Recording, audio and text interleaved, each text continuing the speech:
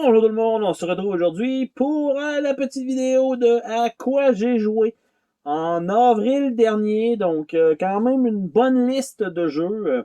Étrangement, faites pas étrangement, mais pour faire un peu différent ce mois-ci. D'habitude, j'ai toujours tout le tapon de boîte à côté de moi et je les ramène une à une à côté de moi pour des besoins techniques de temps. Ça va être trop compliqué de ressortir les boîtes de certains jeux qui sont sur ma liste, mais aussi il y a certains jeux que je ne possède plus, donc c'est sûr que c'est plus compliqué de vous les montrer. Donc tout simplement, il va y avoir les petites images qui vont apparaître pour le titre. Et donc, allons-y de ce pas. Donc cette petite vidéo sert aussi à faire des mini-critiques. En même temps, j'essaie d'être concis, mais ça fonctionne rarement. Mais j'essaie quand même d'être le plus court possible sur chaque jeu, mais quand même, il est quand même proche d'une dizaine de jeux qui ont été joués le mois dernier. Donc, le premier étant Boss Quest, un petit jeu un peu à la Blackjack, dans lequel il faut arriver le plus proche possible des points de vie du boss, avec quelques petits modificateurs. Quand vous passez, vous allez avoir accès à en choisir un qui peut être d'augmenter les points de vie, qui peut descendre les points de vie, qui peut vous donner des bonus à vous, des trucs comme ça. Et tout simplement, le but, c'est d'avoir le plus proche possible de la cible un certain nombre de fois pour gagner la partie. Donc, très, très, très, très simple. Très filler comme jeu. Et ça venait avec deux petites extensions qu'on n'a pas mis dans notre partie, mais au moins pour la mécanique de base, relativement très, très, très, très simple, même que c'est probablement même un jeu familial, même si ça reste du blackjack en arrière. C'est quand même assez léger, pas complexe, donc très bien pour ça. Par la suite, j'ai fait une partie de Sidetrack à 4 joueurs. Donc, Sidetrack, plutôt particulier parce que c'est un jeu dans lequel il n'y a aucune partie, notamment dite de lousse, c'est-à-dire qu'il n'y a aucune pièce qui se détache du plateau ou quelque chose comme ça. C'est du créateur du jeu Trouble, celui avec la genre de petite bulle qu'on appuie pour faire tourner le dé. Il y a le même principe avec la petite bulle. Et en fait, vous avez 4 pions, là, ça fait pas mal penser à Trouble, mais c'est un disque circulaire, donc un disque évidemment, vous vous doutez un petit peu que c'est en cercle, mais tout de même, c'est bon de le préciser pour ceux qui n'auraient peut-être pas suivi. Donc, en fait, il va y avoir certains emplacements qui vont vous permettre d'avancer, d'autres qui vont vous bloquer, et vous devez faire traverser vos disques, en fait, vos 4 pions, dans l'anneau central vers les puits, on va dire, l'arrivée en face de ça, sauf que quand vous jouez, vous pouvez juste comme embarquer votre pion. Et là, ce qui arrive, c'est que les autres jouent et ce que vous faites, c'est que vous tournez le disque. Donc, vous ramassez vraiment plus loin. Quelqu'un va vous pousser dans son propre but pour vous faire jammer. Donc, vous pouvez jouer un autre pion si vous pouvez le démarrer, mais vous allez devoir jouer à l'autre bout. Donc, quand même assez aléatoire parce que ça se joue avec un dé. Mais le principe, vu que c'est un très très très vieux jeu et qu'il fonctionne encore, quand même une belle surprise. Par la suite, j'ai pu jouer à deux petits jeux Ravensburger. Donc, le premier qui est à Midnight Party. Un petit jeu dans lequel vous devez placer des personnages, dépendant du nombre de joueurs. Je crois qu'on a joué à 5 joueurs. Et c'était le bordel total. Et en fait, on est sur un parcours et à un moment donné, il va y avoir un fantôme, bref, un ennemi, qui va arriver sur notre parcours et il va vraiment tenter d'attraper chacun des pions en jeu. Et à ce moment-là, tous les joueurs doivent essayer de se cacher dans les pièces, mais il peut juste avoir une personne par pièce. C'est le foutoir total, mais fou rire garanti avec le lancement de dés. Donc, une petite partie de stratégie de où on se place, quel pion on fait avancer, est-ce qu'on bloque l'entrée à quelqu'un. Malgré que c'est ultra léger, ça a été très efficace. L'autre Ravensburger que j'ai pu essayer étant Undercover, qui est un jeu, ma foi, qui ressemble en partie peut-être pour ceux qui ont joué à 13 rue Dead End Drive. C'est-à-dire que vous allez avoir tous les joueurs, tous les pions possibles, je crois que c'est 7 agents en jeu. Et vous ne choisissez pas votre couleur, ça va être aléatoire. Mais vous pouvez à votre tour avancer n'importe quel pion. Donc il faut que les autres joueurs ne découvrent pas votre couleur. Et tranquillement, au long de la partie, ben, vous allez faire gagner des points à différentes couleurs. Évidemment, le but, c'est de vous de finir premier. Mais il faut quand même essayer de se faufiler, mais que ça ne devienne pas évident que vous êtes telle couleur, parce qu'après ça, les gens vont vous laisser sur place. Et somme toute, quand même bien fait, assez court. C'est pas un jeu qui s'étire sur 2h30. Ça dure peut-être 30 minutes, gros maximum, la partie. Donc, il n'y a pas trop, tu sais, pour ceux qui font peut-être, ben c'est très aléatoire, j'avance, j'essaie d'avoir mes points. Oui, mais nous, dans notre partie, on essayait tellement de faire du mind game dans un vieux jeu comme ça, qu'au final, on a failli faire gagner un bot, donc un des deux pions qui n'étaient même pas des joueurs. On a failli les faire gagner en pensant que c'était quelqu'un d'autre. Donc, bref, Undercover, quand même une belle surprise. Par la suite, Jump Ship, un petit jeu dans la veine d'un Résistance ou je pense c'est Avalon, donc un jeu ou loup-garou même à la limite, dans lequel vous allez avoir des rôles spéciaux qui vont vous donner des bonus spéciaux et ça se passe dans l'espace et la petite mécanique, contrairement à ce qu'on a d'habitude de, mettons, bon, on se ferme les yeux, oui, parfait, il y a un rôle un peu plus fort que les autres, c'est-à-dire que vous allez avoir la reine alien et vous allez avoir des aliens. Si la reine alien meurt, les humains gagnent, mais si les aliens restent assez longtemps, les aliens gagnent. Donc, c'est un peu ça, mais un alien normal se fait éliminer, ça n'a pas d'impact sur la partie, contrairement à d'habitude. Par exemple, les loups-garous, ben, il y en a un ou deux. Il n'y a pas plus de puissance pour ces loups-garous-là. Un des deux, que automatiquement les deux meurent si c'est celui qui est trouvé, par exemple. Pour faire le parallèle entre les deux types de jeux. Mais dans celui-là, c'est que vous allez piger des jetons dans un sac et vous allez devoir les jouer. Ce qui va être d'en donner à certains joueurs, peut-être qui sont vos alliés, peut-être pas, qui font aussi avancer la partie euh, pour essayer de sortir les aliens, mais en même temps, si vous avancez trop vite, les aliens, ça les avantage. Donc, tu sais, c'est vraiment juste une belle balance, je pense, entre les deux types de jeux, de push your luck, d'aller piger, et aussi d'avoir un jeu de mécanique de rôle caché. Donc, ça l'a bien fait. C'est un tout petit jeu de cartes. Écoute, il n'y a pas grand-chose là-dedans. Mais somme toute, ça a été relativement efficace pour ce que c'est. Évidemment, toujours avec le bon groupe de joueurs. Sinon, ça peut être très pénible. Par la suite, j'ai pu essayer la deuxième version, on va dire ça comme ça, de Steampunk Rally. Donc, la version Steampunk Rally Fusion. Le Steampunk Rally 1, j'avais bien apprécié le genre de construction de machines un peu incroyable dans lequel on doit placer des dés qu'on roule et éventuellement il faut essayer de vider les espaces qu'on vient de remplir avec des dés pour pouvoir cycler et là de faire la meilleure machine possible, mais on va devoir passer à certains endroits qui vont faire exploser des parties de machines, donc ultra bien rodé. En plus de ça, le jeu se joue pratiquement simultanément, dont une phase de draft, une phase de placement de dés et d'avancer sur le plateau. Donc, il n'y a pas, ben toi, tu joues, peut-être la première partie, mais toi, tu joues, tu fais tes choses, tu avances, toi, tu joues, toi, OK. Là, vous pouvez tout faire en même temps, chacun, OK, c'est beau, j'ai fait ça, je gagne 2 de mouvement, j'avance. Ça se fait super bien pour ça. La mécanique est respectée. Cependant, dans celui-là, du moins, je ne sais pas si c'est en fait, c'est mon ressenti parce que ça m'est arrivé, mais bref, c'est un peu comme ça dans tous les jeux où cette mécanique-là existe. C'est que toutes les cartes, on va dire comme d'attaque, qui peuvent faire chier un peu les joueurs, ben c'est pas ciblé à un joueur, c'est toujours à tous les joueurs. Les cartes sont pratiquement toutes faites sous le même format, donc il n'y a pas de j'attaque le premier uniquement, à moins que ce soit évidemment des cartes qui vous disent ben, attaquez ceux-là qui sont en avant, il y a juste une personne qui est en avant dans la course, c'est sûr que vous avez choisi votre moment pour le faire. C'est un exemple. Mais sinon, normalement, les cartes pourraient potentiellement attaquer absolument tout le monde, évidemment sauf vous, mais le potentiel est là.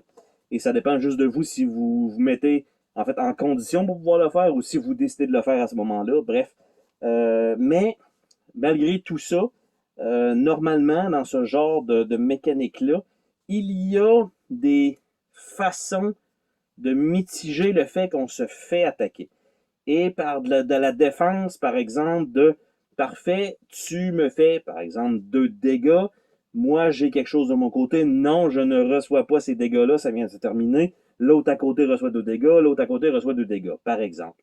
Si eux ont de la protection aussi, c'est la même chose. Là, en plus de cette mécanique-là, qui est très correcte, parce que ça fait partie de la stratégie viable du jeu et c'est relativement ouvert pour certains modules, il y a aussi la fameuse carte de voici ce que moi je joue et l'autre, non, désolé, tu ne joues pas ta carte qui affecte tout le monde, je prends ta carte et j'applique la carte sur tout le monde. Donc, ça veut dire qu'on a fait un tour de drafting, que moi j'ai choisi cette carte-là, que je garde depuis le début, et qu'en plus de ça, je ne peux pas l'appliquer sur personne, alors que toutes les cartes sont applicables sur tout le monde, sauf si tu décides toi-même de te protéger. Tandis que là, ça protège tout le monde, mais en plus, c'est que tu l'appliques toi-même. Ça, cette mécanique-là, exactement ce take that-là de non, je cancelle, et non pas quand toi t'attaques une personne, il te cancelle, pas de trouble avec ça.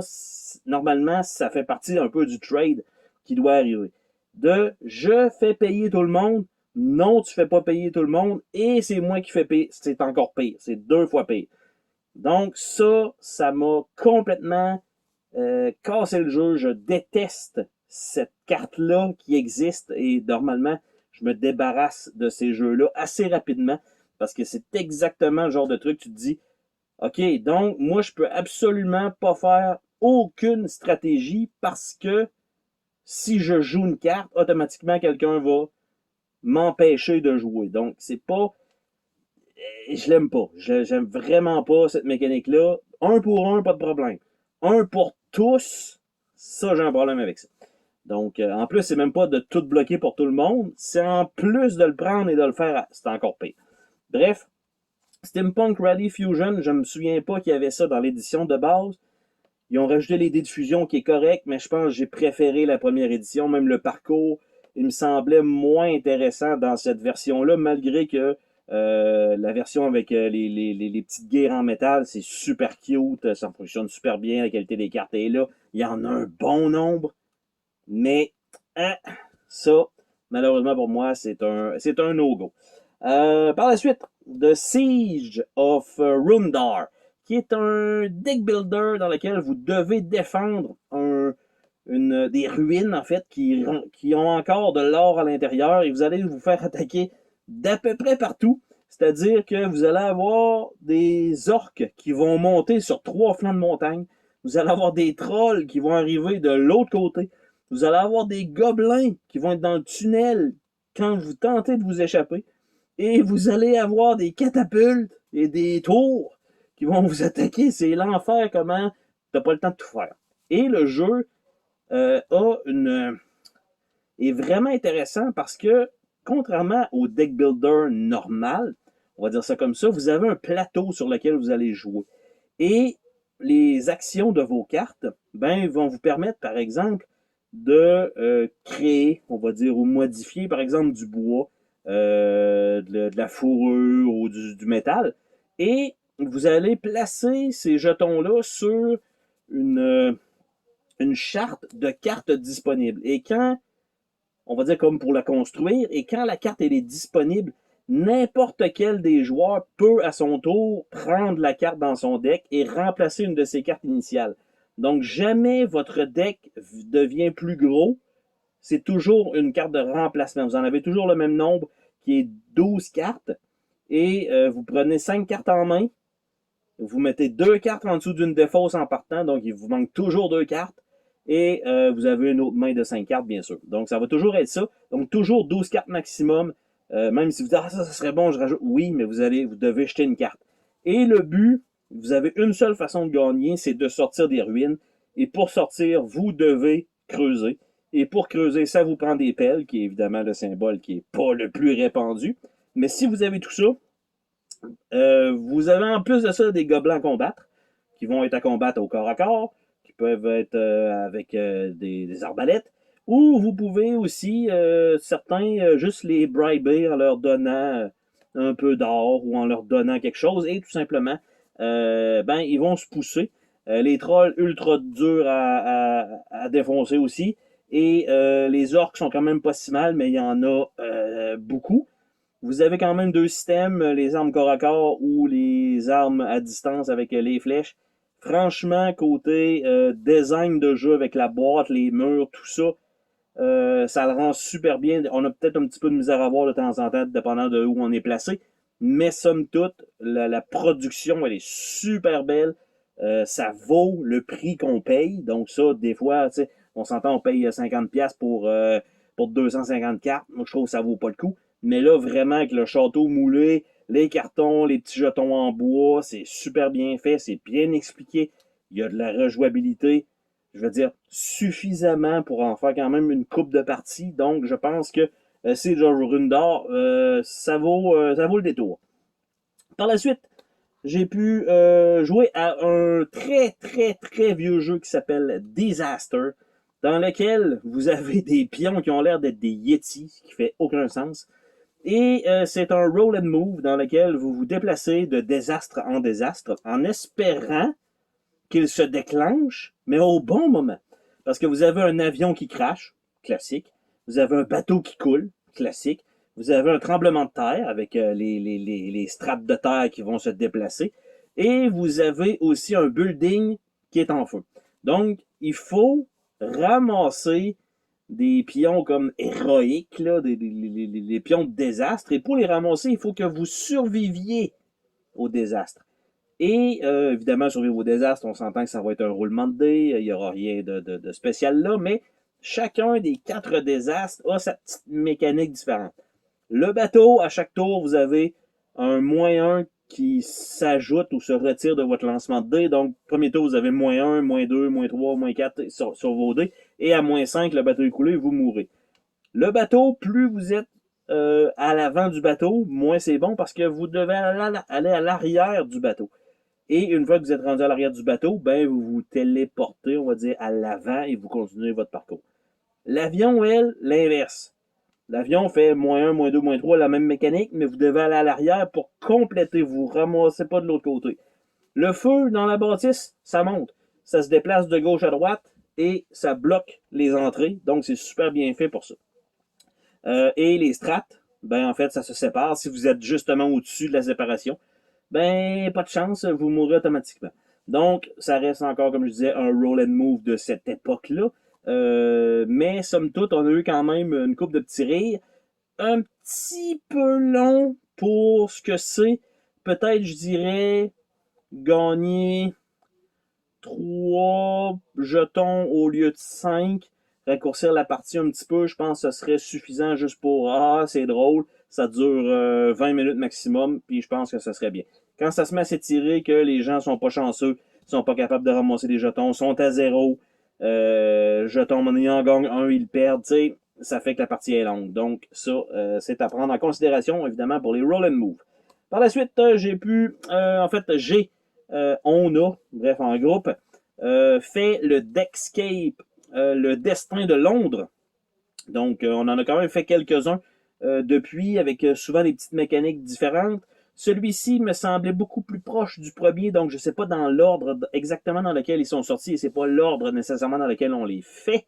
Celui-ci me paraissait très classique, avec un scénario un peu tiré par les cheveux, dans lequel il y a 4 bombes qui sont finalement dans le Big Ben. Et les 4 bombes, ben, c'est un peu n'importe quoi, du genre, on en trouve, en dessous de l'escalier. J'enlève mon pantalon, je trouve une bombe. Tu sais, c'est comme, il y a des bombes à peu près partout. Et c'est les mêmes mécaniques de vous devez avoir la bonne réponse. Si vous tournez la carte et ce n'est pas la bonne réponse, ben vous mettez un X sur un papier, par exemple, et à la fin, vous calculez votre temps plus les X. Donc, vous n'avez pas, vous pouvez pas rater. Ben oui, vous ratez, mais c'est au bout, c'est le score qui va vous dire si vous êtes correct ou pas. Évidemment, si vous avez une bonne fin ou pas. Et somme toute, on s'en est bien sorti. Un peu long, encore une fois. On a pris sensiblement, je crois que c'est 1h20 à peu près, avec 2-3X qui nous donne le palier, le dernier palier, malheureusement, mais au moins on a eu la meilleure fin.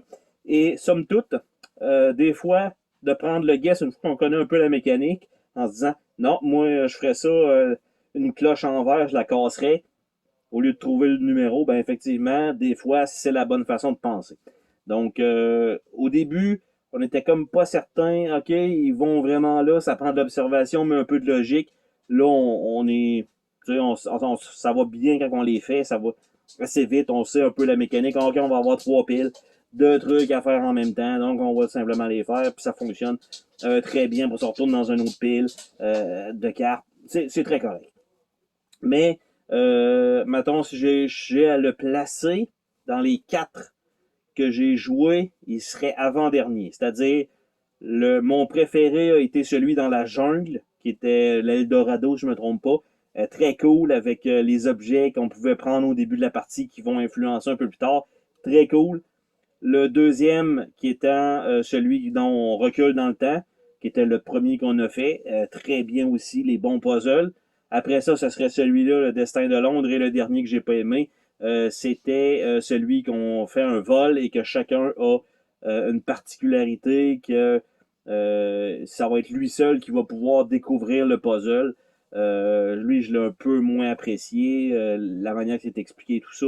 On a manqué quelques informations. Bref, c'est celui-ci, le Destin de Londres, serait le 3e sur 4 si c'était dans mes recommandations.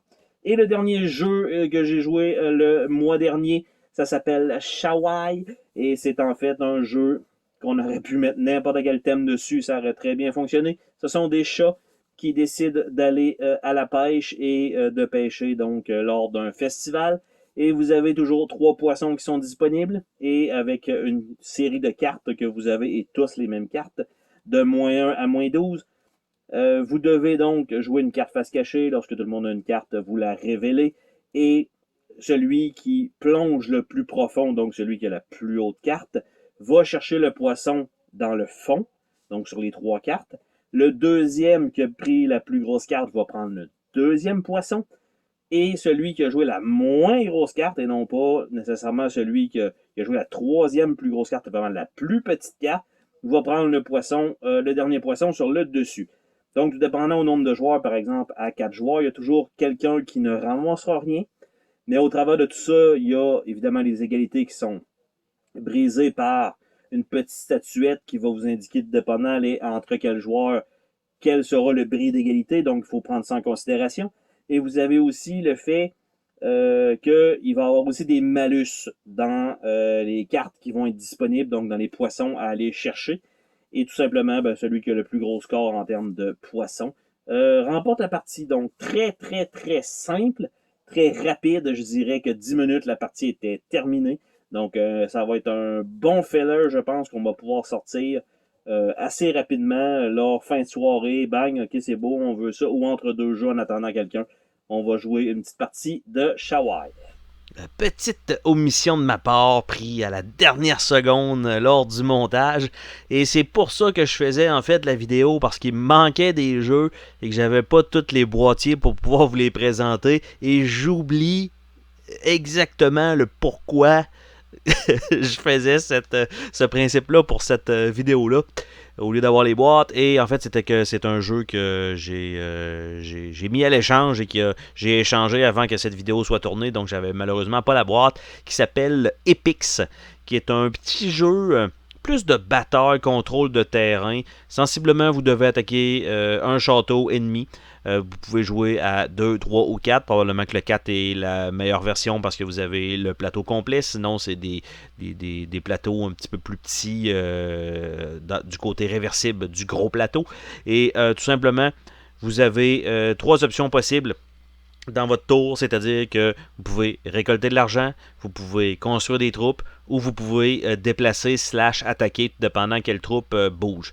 Et en fait, ce n'est que ça pendant 4 tours. Et 4 tours, c'est extrêmement rapide. C'est un jeu qui dure environ je dirais, une quinzaine de minutes. C'est très, très, très surprenant à quel point c'est rapide. Il y a beaucoup plus de règles que le temps que ça prend à jouer, ce qui est un petit peu dommage pour ça. Ce n'est pas un mauvais jeu, c'est peut-être que je m'attendais à autre chose. En fait, du point de vue que je dirais, la façon d'attaquer avec l'or, il faut faire comme une mise un peu aux enchères secrètes avec de l'or. Donc, si vous n'avez pas d'or, vous ne pouvez pas attaquer. Donc, on s'entend que pour la partie, des fois, certaines actions comme par exemple juste récolter l'or, c'est ce que vous faites dans votre tour. Parce que tout le monde va sélectionner une carte face cachée et on va tous la révéler en même temps. Ce qui fait que, par exemple, le premier, bon, ben, je prends de l'or. Le deuxième, je prends de l'or. Le troisième, je prends de l'or. Puis le quatrième, bon, ben, moi, je vais acheter des troupes. Bon, ben parfait. Fait que le tour est fait. Deuxième tour. Bon, ben finalement, moi, je vais acheter des troupes. L'autre va acheter des troupes. L'autre va acheter des troupes. Après ça, l'autre, ben, il va prendre de l'or. Après ça, troisième tour. Bon, ben, je vais bouger pour aller mieux me placer. L'autre va bouger pour aller mieux se placer. Ça va peut-être attaquer, tu sais. Puis l'or, ben, sert pour faire, donc, comme je disais, les attaques. Et ça fonctionne correct. Mais, tu sais, il y a comme 3 ou 4 types d'unités. Ils ont mis, je dirais, il est trop complexe pour ce qu'il tente de donner. Parce que là, d'avoir des guerriers avec des chevaliers, des catapultes, des camps, je ne sais pas comment je peux l'expliquer en disant j'aurais fait ça peut-être autrement, parce que tu sais, évidemment, moi je connais ça, là, mais non, mais j'aurais fait ça peut-être un peu autrement que d'avoir ces genres de types d'unités-là. Le plateau est fait en fonction que normalement tout le monde peut s'attaquer. Cependant, dans tous les cas, vous avez quand même 2 voisins beaucoup plus proches. Malgré qu'il y a la montagne dans le milieu qui est à prendre et qui rejoint absolument tous les joueurs d'un coup. Donc, c'est le point central de la carte. Tout le monde devrait ou veut y aller. Et tout dépendant dans l'ordre dans lequel ça se fait, ben, tout simplement, on dirait que c'est le dernier qui va... Ben, pas le dernier qui va y aller parce que vous avez quand même une façon d'attaquer qui est de prendre un certain nombre de pièces d'or dans votre main et le défenseur va simplement lancer des chiffres au hasard, c'est-à-dire vous avez 3 pièces dans votre main. Au début, il sait combien vous allez avoir de pièces totales. Par exemple, vous en avez 5. Vous faites une enchère à 3. Ben là, lui, il va prendre un guess à bon, ben vous avez juste pris une pièce d'or ou 4 pièces d'or. Donc, vous révélez 3 pièces d'or. Donc, résultat, le joueur n'a pas réussi à se défendre, l'attaquant gagne et il perd ses 3 pièces d'or. Donc, vous devez minimum gager et à ce moment-là, si vous avez par exemple juste 2 pièces d'or, ben si vous attaquez le milieu, c'est 1 ou 2 pièces d'or. Vous ne pouvez pas faire une enchère à 0 pièces d'or. Donc, ça vous prend minimum 1 pour attaquer. Et tout simplement, ben c'est ça. Si vous attaquez un château ennemi, vous réussissez à le gagner, la partie est terminée. Il n'y a plus personne d'autre qui joue. Ou bien, si jamais personne n'a réussi à prendre le contrôle d'un château, tout simplement, la partie se termine avec celui qui a le plus de territoire. Et il n'y a pas beaucoup de territoire en jeu. Il y a en fait un par château plus 2 adjacents.